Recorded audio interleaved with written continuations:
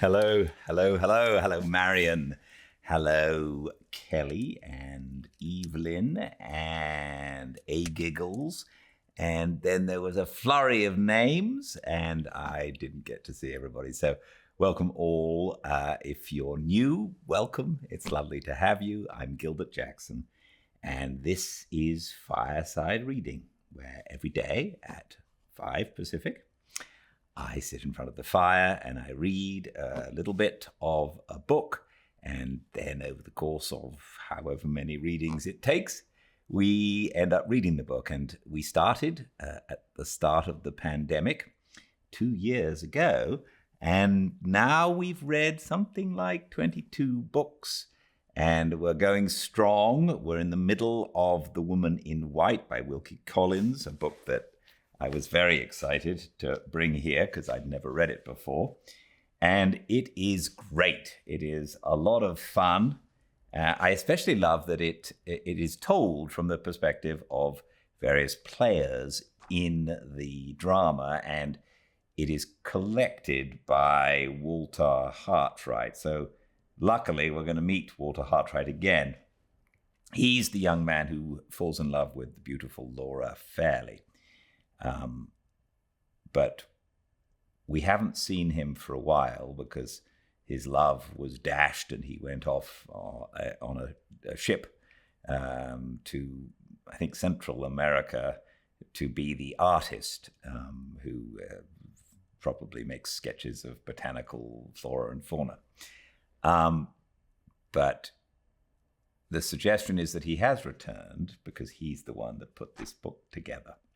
Currently, we are with Mrs. Mitchelson, the slightly officious housekeeper of the house, but she's a good person. You definitely get the sense of that. And this is the start of her second chapter. Welcome to a fireside reading of The Woman in White by Wilkie Collins. Reading 46, Chapter 2. The next event that occurred was of so singular a nature that it might have caused me a feeling of superstitious surprise if my mind had not been fortified by principle against any pagan weakness of that sort. The uneasy sense of something wrong in the family, which had made me wish myself away from Blackwater Park, was actually followed, strange to say, by my departure from the house. It is true that my absence was for a temporary period only, but the coincidence was, in my opinion, not the less remarkable on that account. My departure took place under the following circumstances. A day or two after the servants all left, I was again sent for to see Sir Percival. The undeserved slur which he had cast on my management of the household did not, I'm happy to say, prevent me from returning good for evil to the best of my ability, by complying with his request as readily and respectfully as ever. It cost me a struggle with that fallen nature, which we all share in common, before I could suppress my feelings. Being accustomed to self-discipline, I accomplished the sacrifice. I found Sir Percival and Count Fosco sitting together again. On this occasion, his lordship remained present at the interview and assisted in the development of Sir Percival's views. The subject to which they now requested my attention related to the healthy change of air by which we all hoped that Miss Holcombe and Lady Glyde might soon be enabled to profit. Sir Percival mentioned that both the ladies would probably pass the autumn, by invitation of Frederick Fairley, Esquire, at Limmeridge House, Cumberland. But before they went there, it was his opinion, confirmed by Count Fosco, who here took up the conversation and continued it to the end, that they would benefit by a short residence first in the genial climate of Torquay. The great object, therefore, was to engage lodgings at that place, affording all the comforts and advantages of which they stood in need, and the great difficulty was to find an experienced person capable of choosing the sort of residence which they wanted. In this emergency, the Count begged to inquire on Sir Percival's behalf whether I would object to give the ladies the benefit of my assistance by proceeding myself to Torquay in their interests. It was impossible for a person in my situation to meet any proposal made in these terms with a positive objection.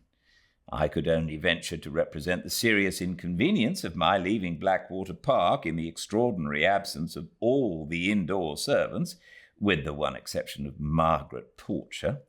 But Sir Percival and his lordship declared that they were both willing to put up with inconvenience for the sake of the invalids. I next respectfully suggested writing to an agent in Torquay, but I was met here by being reminded of the imprudence of taking lodgings without first seeing them.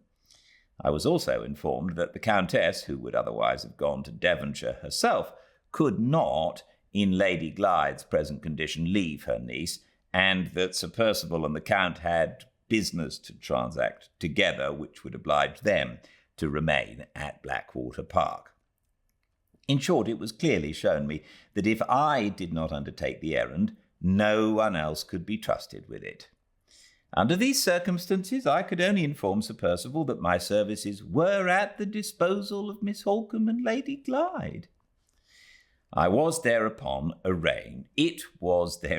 arranged that I should leave the next morning, that I should occupy 1 or 2 days in examining all the most convenient houses in Torquay, and that I should return with my report as soon as I conveniently could. A memorandum was written for me by his lordship, stating the requisites which the place I was sent to take must be found to possess, and a note of the pecuniary limit assigned to me was added by Sir Percival. My own idea on reading over these instructions was that no such residence as I saw described could be found at any watering place in England, and that even if it could by chance be discovered, it would certainly not be parted with for any period on such terms as I was permitted to offer. I hinted at these difficulties to both the gentlemen, but Sir Percival, who undertook to answer me, did not appear to feel them. It was not for me to dispute the question.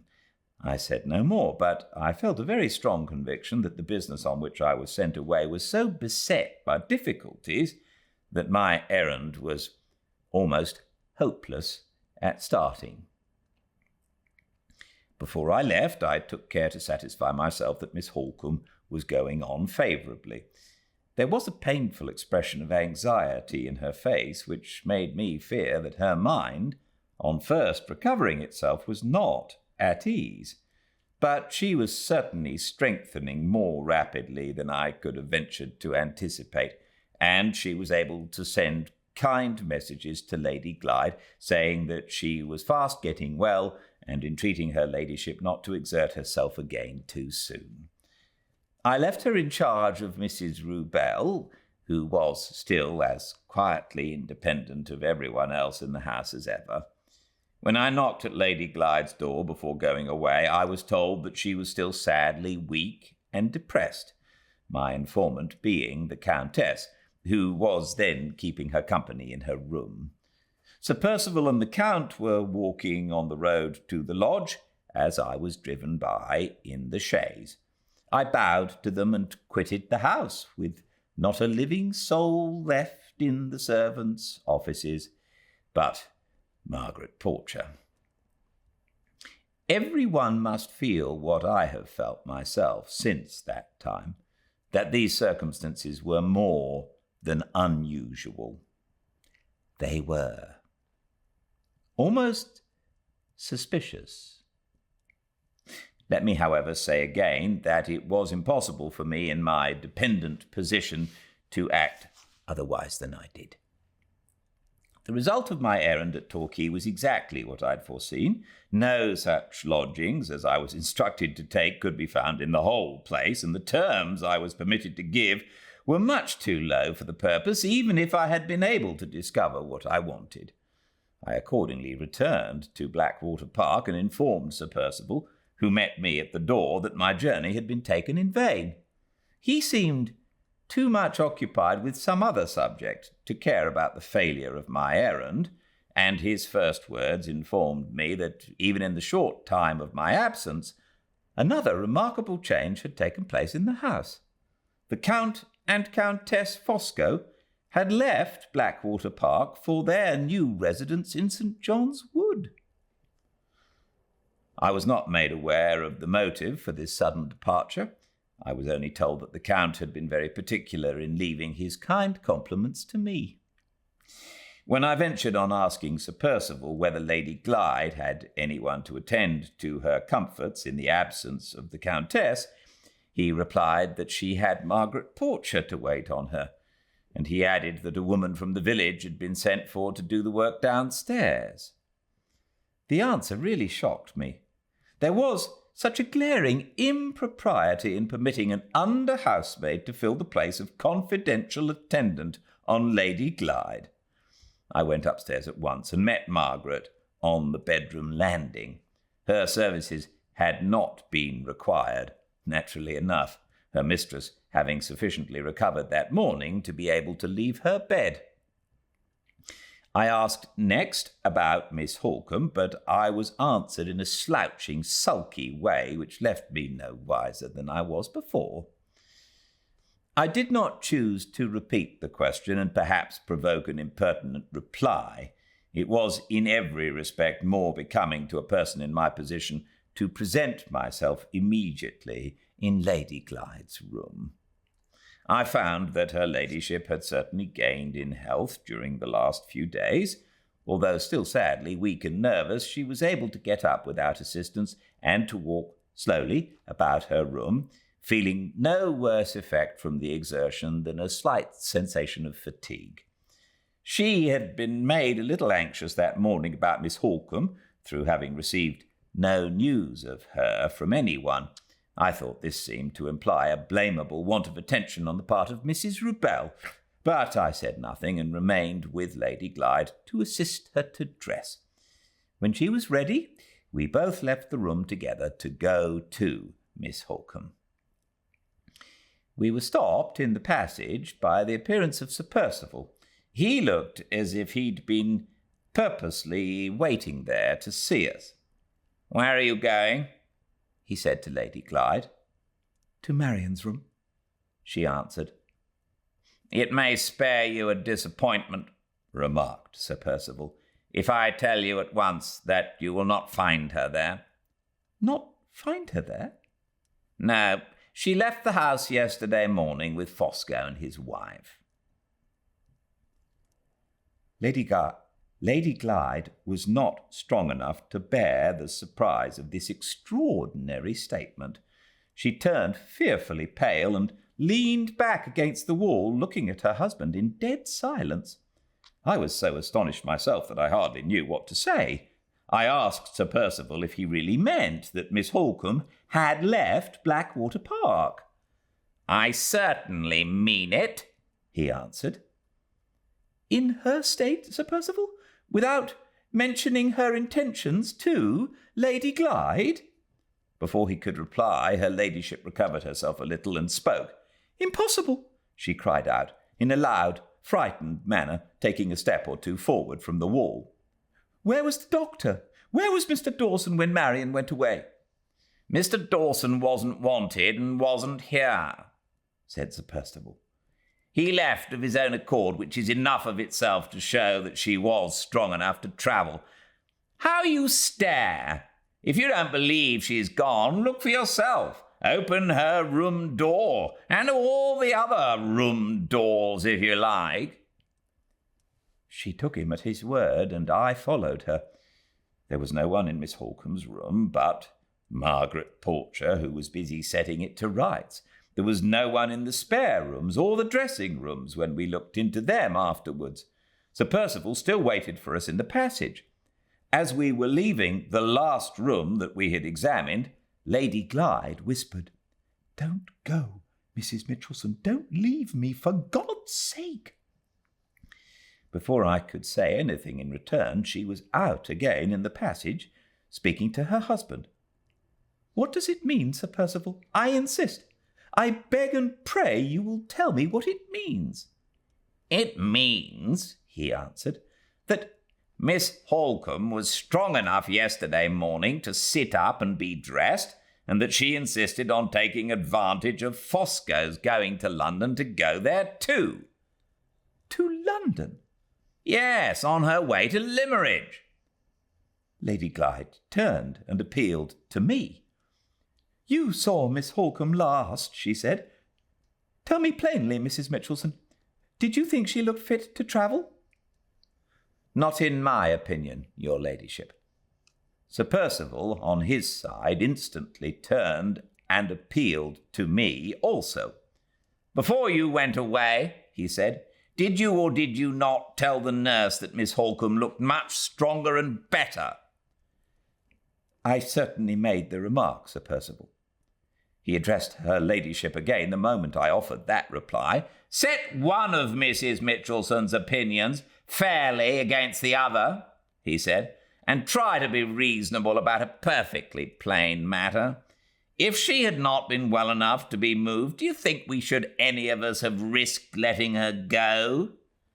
She has got 3 competent people to look after her, Fosco and your aunt and Mrs. Rubell, who went away with them expressly for that purpose. They took a whole carriage yesterday and made a bed for her on the seat in case she felt tired. Today, Fosco and Mrs. Rubell go on with her themselves to Cumberland." "Why does Marion go to Limmeridge and leave me here by myself?" said her ladyship, interrupting Sir Percival. "Because your uncle won't receive you till he's seen your sister first," he replied. "Have you forgotten the letter he wrote to her at the beginning of her illness? It was shown to you, you read it yourself, and you ought to remember it." "I do remember it." "If you do, why should you be surprised at her leaving you? You want to be back at Limmeridge, and she has gone there to get your uncle's leave for you on his own terms." Poor Lady Glyde's eyes filled with tears. "Marion never left me before," she said, "without bidding my goodbye." "She would have bid you goodbye this time," returned Sir Percival, "if she had not been afraid of herself and of you. She knew you would try to stop her. She knew you would distress her by crying. Do you want to make any more objections? If you do, you must come downstairs and ask questions in the dining room. These worries upset me. I want a glass of wine." He left us suddenly. His manner all through this strange conversation had been very unlike what it usually was. He seemed to be almost as nervous and fluttered every now and then as his lady herself. I should never have supposed that his health had been so delicate, or his composure so easy to upset. I tried to prevail on Lady Glyde to go back to her room, but it was useless. She stopped in the passage with the look of a woman whose mind was panic-stricken. "Something has happened to my sister," she said. "Remember, my lady, what surprising energy there is in Miss Holcombe," I suggested. "She might well make an effort which other ladies in her situation would be unfit for.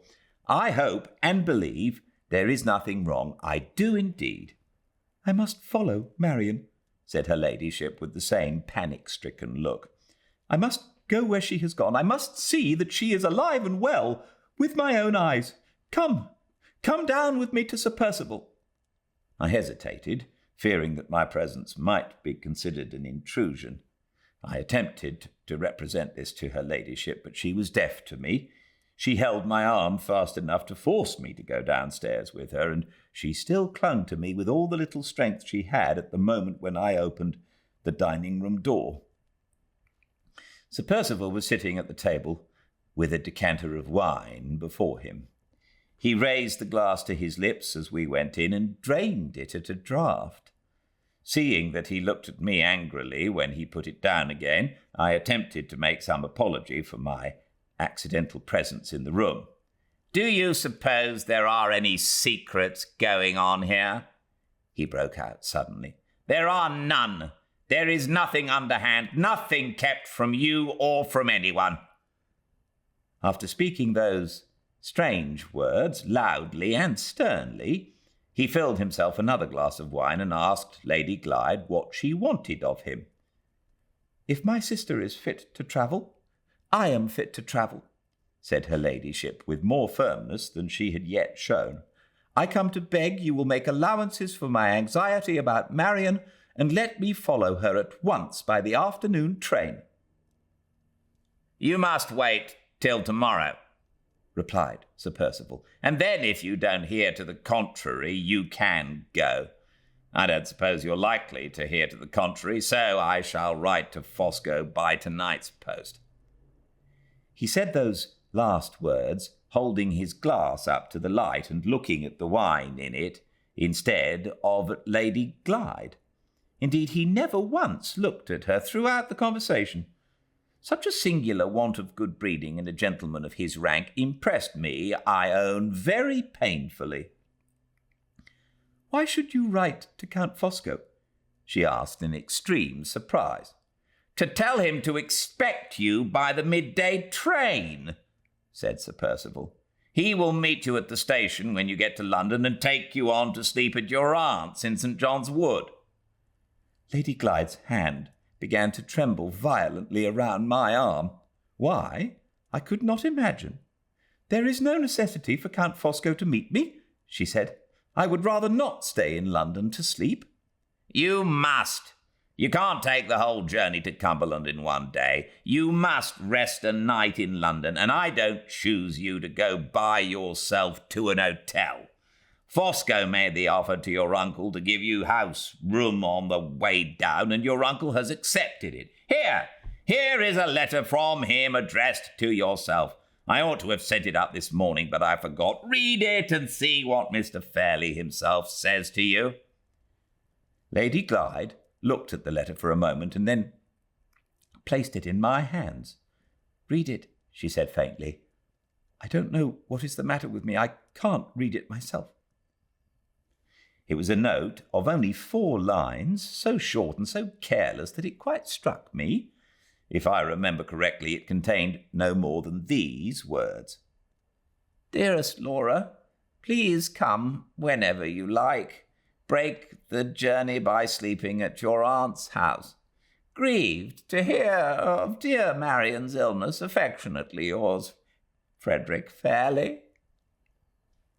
"I would rather not go there. I would rather not stay a night in London," said her ladyship, breaking out eagerly with those words before I'd quite done reading the note, short as it was. "Don't write to Count Fosco. Pray don't write to him." Sir Percival filled another glass from the decanter so awkwardly that he upset it and spilt all the wine over the table. "My sight seems to be failing me," he muttered to himself, in an odd, muffled voice. He slowly set the glass up again, refilled it, and drained it once more at a draught. I began to fear from his look and manner that the wine was getting into his head. "Pray don't write to Count Fosco," persisted Lady Glyde, more earnestly than ever. "Why not? I should like to know," cried Sir Percival, with a sudden burst of anger that startled us both. "Where can you stay more properly in London than at a place your uncle himself chooses for you, at your aunt's house? Ask Mrs. Mitchelson." The arrangement proposed was so unquestionably the right and the proper one that I could make no possible objection to it. Much as I sympathized with Lady Glyde in other respects, I could not sympathize with her in her unjust prejudices against Count Fosco. I never before met with any lady of her rank and station who was so lamentably narrow-minded on the subject of foreigners. Neither her uncle's note nor Sir Percival's increasing impatience seemed to have the least effect on her. She still objected to staying a night in London. She still implored her husband not to write to the Count. "Drop it," said Sir Percival, rudely turning his back on us. "If you haven't sense enough to know what is best for yourself, other people must know it for you. The arrangement is made, and there is an end to it. You are only wanted to do what Miss Holcombe has done for you." "Marian?" repeated her ladyship in a bewildered manner. "Marian sleeping in Count Fosco's house?" "Yes, in Count Fosco's house. She slept there last night to break the journey, and you're to follow her example and do what your uncle tells you. You are to sleep at Fosco's tomorrow night, as your sister did, to break the journey. Don't throw too many obstacles in my way. Don't make me repent of letting you go at all." He started to his feet and suddenly walked out into the veranda through the open glass doors. "Will your ladyship excuse me," I whispered, "if I suggest that we had better not wait here till Sir Percival comes back? I am very much afraid he is overexcited with wine." She consented to leave the room in a weary, absent manner.